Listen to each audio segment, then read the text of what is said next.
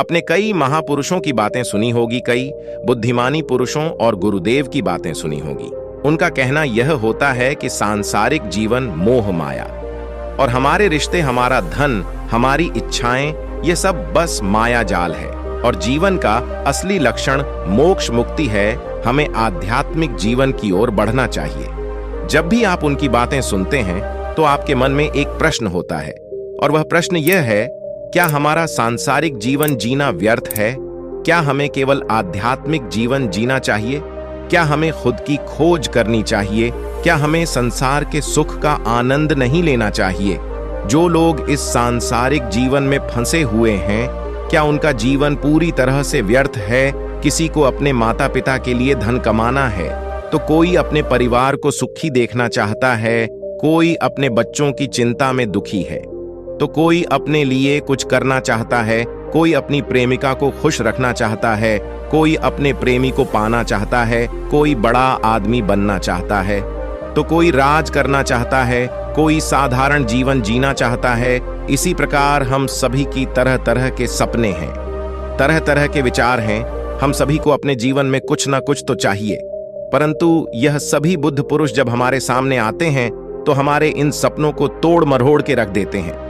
जब कहते हैं कि सांसारिक जीवन व्यर्थ है और खुद को जानो, खुद को पहचानो, आध्यात्मिकता की राह पर चलो, तब उस वक्त हमारे मन में, हमारे मस्तिष्क में तरह तरह के विचार उत्पन्न होने लगते हैं। तब हमें यह समझ नहीं आता कि आखिर हम सांसारिक जीवन जिए या फिर आध्यात्मिक जीवन, आखिर हम क्या करें। आपके साथ भी कभी ना कभी ऐसा तो हुआ ही होगा।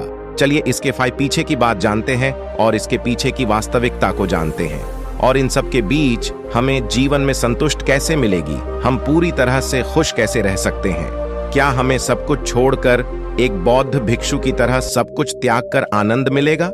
हमारे रिश्ते, पैसा कमाने की इच्छाएं, परिवार के साथ संबंध, हमारे दोस्त, क्या यह कुछ मायने नहीं रखते? दोस्तों, वास्तविकता तो यही है कि आप उन बुद्ध पुरुषों की बातों को अच्छी तरह से समझ ही नहीं पा रहे हैं, क्योंकि वह कहना कुछ और चाहते हैं और आप उनकी बातों का मतलब कुछ और ही निकल रहे हैं। आप उनकी बातों से कुछ और ही समझ रहे हैं। महात्मा बुद्ध खुद ही रहते थे कि उन्हें गरीबी पसंद नहीं है। वे यह कहते थे कि आपको सफलता प्राप्त करने के लिए आर्थिक रूप से सक्षम बनना आवश्यक है। इसका मतलब है कि जब तक आप गरीब हैं और आपके पास आर्थिक साधनों की सामग्री नहीं है, तब तक आप अपने आत्मा की खोज में आगे नहीं बढ़ सकते। और ठीक उसी के विपरीत संपन्नता और अमीर होना भी आपके आध्यात्मिक मार्ग की बाधा बन जाती है। कई महापुरुषों ने, कई बौद्ध पुरुषों ने अपनी बातें बहुत ही सीधी और सरल भाषा में कही है, लेकिन हम सभी उन बातों का मतलब कुछ और ही निकाल लेते हैं और उसे अपने जीवन में उतरकर हम अपना पूरा जीवन पूरी तरह से बर्बाद कर लेते हैं। चलिए इस कहानी के माध्यम से समझते हैं। एक बार की बात है, महात्मा बुद्ध नगर वासियों को उपदेश दे रहे थे। महात्मा बुद्ध कहते थे कि संसार के माया जाल में मत फांसो, संसार से ऊपर उठो। संसार से ऊपर उठकर ही तुम संसार को जी सकते हो। संसार में जो फंस गया, जिसने अपनी बुद्धि का इस्तेमाल नहीं किया, वह व्यक्ति जो समय पर अच्छे कर्म नहीं करता और बुरे कामों में जुट जाता है, वह आने वाले समय में बड़े दुखों का सामना कर सकता है, क्योंकि उसके बुरे कर्म ही उसके दुखों का कारण बनेंगे। इसलिए आप सभी इस संसार की मोह माया अर्थात इच्छा, लालच, क्रोध इत्यादि को ध्यानपूर्वक देखते हुए अपने कर्म करें। इतना कहकर महात्मा बुद्ध ने अपना उपदेश समाप्त किया और वहां से चले गए। महात्मा बुद्ध जब यह उपदेश दे रहे थे तो वहां पर उस नगर का सबसे धनी व्यक्ति वहीं पर मौजूद था, और उस व्यक्ति पर महात्मा बुद्ध की बातों का बहुत गहरा असर पड़ा। उसकी मन अब संसारी जीवन में नहीं लगता था, वह संसारी जीवन से हटने लगा था। अब उसे अपना सब कुछ किया हुआ व्यर्थ नजर आने लगा था। देखते ही देखते कुछ ही सालों में उसका सारा व्यापार चौपट होने लगा था। उस धनी व्यापारी के परिवार के सभी सदस्य उसे इस तरह से देखकर बहुत चिंतित रहने लगे थे, और जब भी कोई उससे बात करने की कोशिश करता था तो वह धनी व्यापारी एक ही बात कहता है, ये धन दौलत तो सब बेकार की चीज है, ये सब तो मोह माया है, सब बेकार है। भला हम रिश्ते निभाकर क्या करें? ये सब तो वासना है, जीवन तो केवल एक ही है और वह है मुक्ति। अब तो केवल उसी की आस है, उसी की प्यास है। मैं इतना समझ चुका हूं कि अब से जो भी होगा वह सब अच्छा होगा। अब से उसने व्यापार पर भी ध्यान देना बिल्कुल बंद कर दिया था और देखते ही देखते वह धनी व्यापारी उसे नगर का सबसे गरीब व्यक्ति बन चुका था। वह पूरी तरह से निर्धन हो चुका था, उसका सब कुछ बर्बाद हो चुका था और उसका पूरा परिवार सड़क पर आ गया था। एक दिन जब उसके घर में खाने के लिए कुछ नहीं बचा तो उसने अपने आप से कहा, यह मैंने क्या कर दिया? सब कुछ तो बहुत अच्छा चल रहा था, लेकिन मैंने अपने हाथों ही सब कुछ बर्बाद कर दिया। आज मेरे परिवार का हर एक सदस्य भूखा है, उनके पास खाने के लिए कुछ नहीं और मैं उनके लिए कुछ नहीं कर पा रहा। वो यह सब सोच ही रहा था कि तभी उसे याद आया कि उसने महात्मा बुद्ध की बातों में आकर अपना जीवन बर्बाद कर लिया। ना तो उसे मुक्ति मिली और ना ही धन। वह सोच रहा था, मैं तो कहीं का नहीं रहा। थोड़े थोड़े भोजन के लिए भी आज मुझे रोज मारना पड़ता है। हर रोज मुझे मेहनत करनी पड़ती है, तब जाकर मेरे परिवार को 2 वक्त की रोटी मिल पाती है। अपने परिवार की इस तरह से बुरी हालत देखकर उसे रहा नहीं गया। वह बहुत चिंतित रहने लगा था, वह बहुत परेशान हो चुका था। एक दिन वह अपने घर से भाग गया। रास्ते में जब आगे बढ़ रहा था तब उसके मन में ख्याल आया कि वह कहां जाएगा, किससे मदद मांगेगा, आखिर अब उसका साथ कौन देगा। तभी उसे याद आया कि उसे महात्मा बुद्ध के पास ही जाना चाहिए, क्योंकि बुद्ध के कारण आज उसकी यह हालत है। उसके हालात की जिम्मेदार तो वही है। मैं तो सीधा सीधा अपने मार्ग पर जा रहा था, लगातार अपने व्यापार में उन्नति कर रहा था, लेकिन जब से मैंने उनकी बातें सुनी तब से मेरा मन विचलित हो गया। मुझे समझ नहीं आया कि मैं जो जीवन जी रहा हूं, क्या वह सत्य है या फिर जो वह जीवन जी रहे वह सत्य है। उनकी चिकनी चुपड़ी बातों में आकर मैंने अपना सब कुछ बर्बाद कर दिया। मेरे हालात की जिम्मेदार तो वही है, इसलिए मुझे उनके पास ही जाना चाहिए। अपने मन में क्रोध लिए 2 दिनों की लंबी यात्रा करके महात्मा बुद्ध के पास पहुंचा और क्रोध में आकर महात्मा बुद्ध से कहता है बुद्ध, आपको कोई ज्ञान नहीं, ना ही आपने सत्य की प्राप्ति की है। आप तो केवल भोले भाले लोगों को फंसाना जानते हैं, अपनी चिकनी चुपड़ी बातों में उन्हें बहलाना जानते हैं। आप लोगों के सीधे पौन का फायदा उठाकर अपनी प्रसिद्ध थी और अपनी प्रशंसा करवाते हैं। आप हमें ऐसे सपने दिखाते हैं जो कभी पूरे नहीं हो सकते। मैं भी ऐसा ही एक सीधा साधा व्यक्ति था और मैं उस नगर का सबसे बड़ा धनी व्यक्ति था। आपसे मिलने से पहले सब कुछ ठीक चल रहा था, मेरे पास धन की कोई कमी नहीं थी, सारे ऐसो आराम थे, सारी सुख सुविधा थी।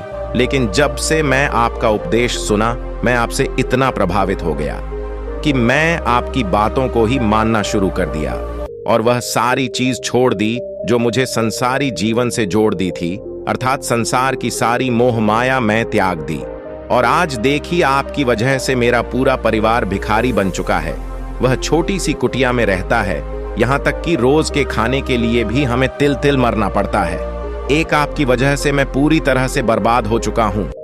उसे व्यक्ति के इतना कहने के बाद महात्मा बुद्ध शांति से मुस्कुराते हुए उसे व्यक्ति से कहते हैं, आखिर तुम्हारे साथ क्या हुआ है और तुमने मेरी बातों का क्या मतलब निकाला? इस पर वह व्यक्ति महात्मा बुद्ध को सारी बातें बता देता है। आप कहते हैं कि धन दौलत की इच्छा करना, यह कामना, यह वासना से बुरी है। आप सांसारिक जीवन को बुरा कहते हैं और खुद इस संसार में आकर भिक्षा मांगते हैं। आप आध्यात्मिक जीवन को अच्छा बताते हैं, किंतु मेरा एक प्रश्न है, इस आध्यात्मिक जीवन से हमें क्या मिलता है? इससे हमें क्या लाभ? आपने कहा था कि हमें आध्यात्मिक जीवन से सुख प्राप्त होता है, लेकिन मैं तो जब से आध्यात्मिक जीवन अपनाया है तब से मुझे केवल दुख ही दुख मिला है। यहाँ तक कि मेरे पास जो कुछ भी था वह भी सब में खो बैठा हूँ। आप लोगों को झूठा सुख दिखाकर उन्हें अंधकार में धकेल देते हैं। क्या यह वास्तविकता नहीं है? इस पर महात्मा बुद्ध मुस्कुराते हुए उस व्यक्ति से कहते हैं, बेटा, तुम बहुत दूर से आए हो, अभी तुम विश्राम करो। रात को आकर मैं तुम्हें तुम्हारे सभी प्रश्नों का जवाब दे दूंगा। पहले तो उस व्यक्ति ने इनकार किया, लेकिन महात्मा बुद्ध के आग्रह पर वह व्यक्ति महात्मा बुद्ध की बात मान गया और आश्रम में जाकर विश्राम करने लगा। रात्रि के बाद महात्मा बुद्ध उस व्यक्ति के पास आए और कहा, बेटा, मैंने एक व्यक्ति की बात सुनी। वह कह रहा था कि एक हाथी हवा में उड़ रहा था और वह अपने पर तेजी से मारता हुआ हवा में चला जा रहा था। उसने तो यह भी देखा कि एक बड़ी मछली अपने पैरों से जमीन पर चल रही थी और एक कुत्ता समुद्र की गहराइयों में सांस ले रहा था। इतना कहकर महात्मा बुद्ध शांत हो गए। वह व्यक्ति महात्मा बुद्ध की सारी बातें सुनकर महात्मा बुद्ध से कहता है तथागत, उसके आगे क्या हुआ? आखिर आप चुप क्यों हो गए? तभी महात्मा बुद्ध उसे व्यक्ति को समझाते हुए कहते हैं, बेटा, क्या तुम्हें लगता है कि ऐसा वास्तव में हो सकता है? इस पर व्यक्ति जवाब देते हुए कहता है, अगर आप कह रहे हैं तो यह अवश्य ही सच होगा, क्योंकि आप इतने बड़े ज्ञानी हैं, आपने सत्य की प्राप्ति की है, तो आपके मुख से निकला हुआ हर एक शब्द तो सत्य ही होगा। तभी महात्मा बुद्ध मुस्कुराते हुए उस व्यक्ति से कहते हैं, बेटा, क्या तुमने कभी पहले ऐसा कभी होते हुए देखा है? क्या तुमने कभी किसी हाथी को देखा है जो पर के साथ हवा में तेजी से उड़ता जा रहा हो? इसके जवाब में वह व्यक्ति कहता है, तथागत, मैं तो कभी नहीं देखा। तभी महात्मा बुद्ध कहते हैं, तुमने मुझसे प्रश्न क्यों नहीं किया कि आखिर वह हाथी आकाश में कैसे उड़ सकता है? इसके जवाब में व्यक्ति कहता है, हे तथागत, आपके मुख से सुनकर मुझे ऐसा लगा कि मानो वह सत्य हो, और आप कह रहे हैं तो यह सत्य ही होगा, इसलिए मैंने आपसे एक भी बार प्रश्न नहीं किया।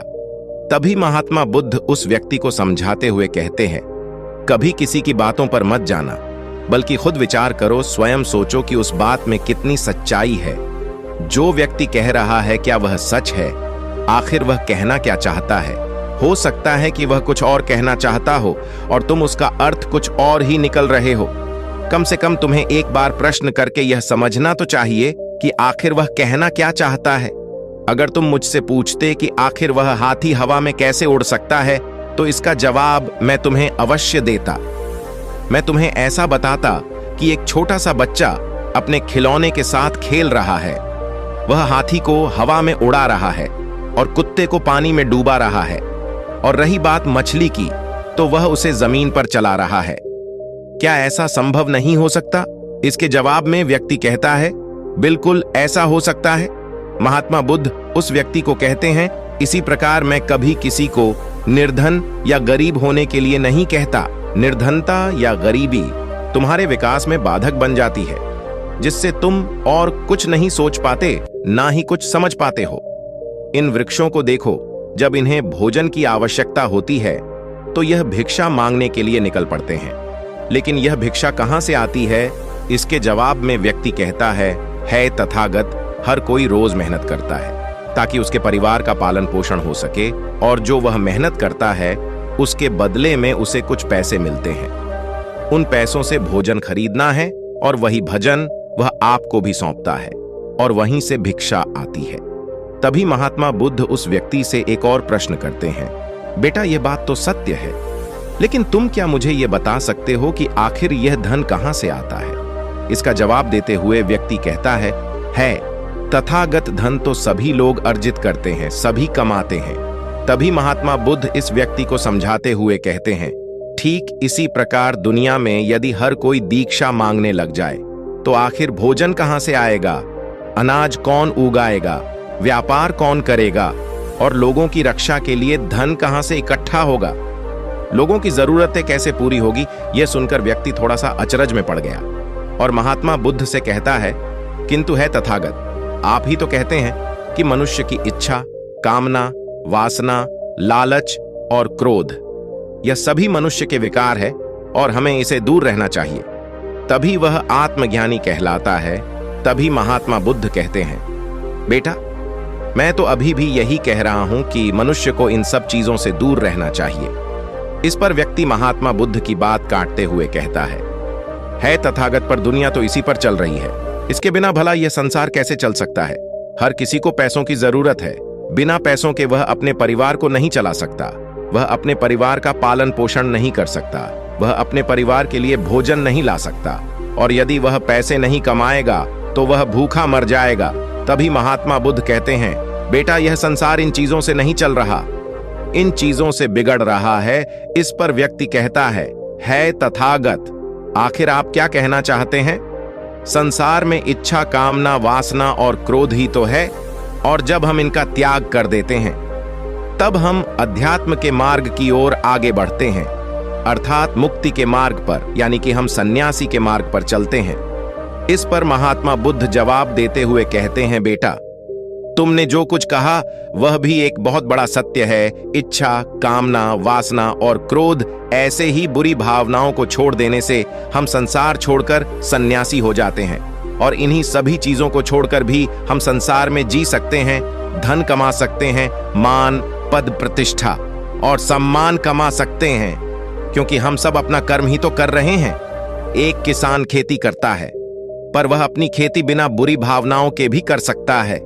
एक व्यापारी व्यापार करता है, और इस व्यापार में चीजों को यहां से वहां पहुंचना होता है, और वह व्यापारी इन चीजों को बिना पूरी भावना की कर सकता है।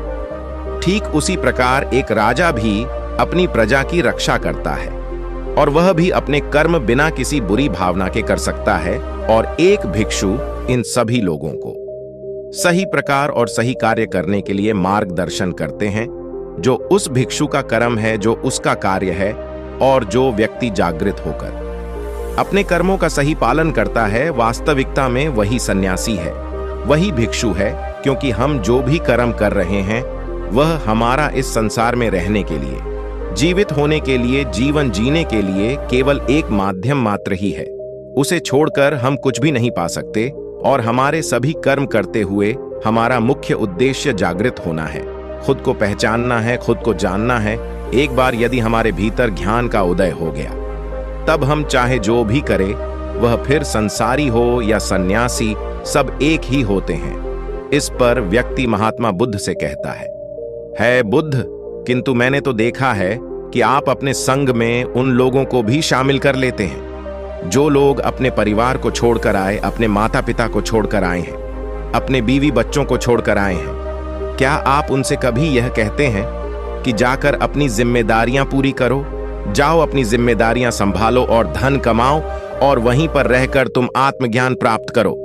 उस व्यक्ति के प्रश्न का जवाब देते हुए महात्मा बुद्ध कहते हैं, बेटा, क्या तुम शांति को हवा में उड़ा सकते हो?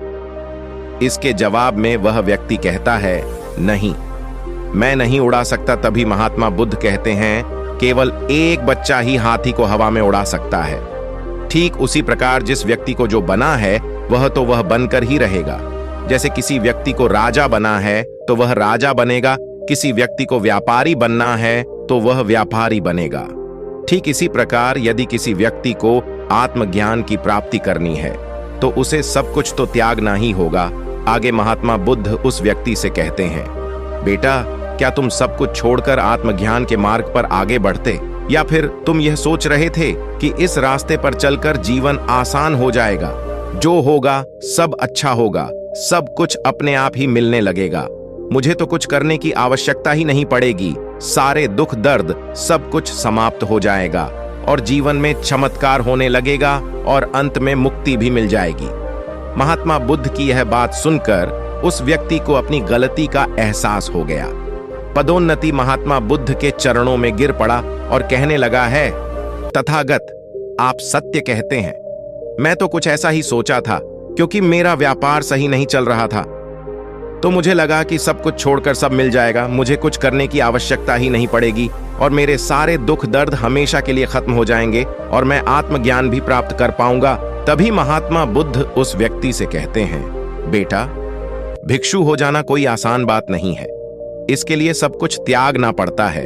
एक एक चीज जिसे तुम बहुत प्रेम करते हो, वह सारी चीज तुमसे एक एक करके दूर हो जाती है। तो क्या तुम भिक्षु बनने के लिए तैयार हो?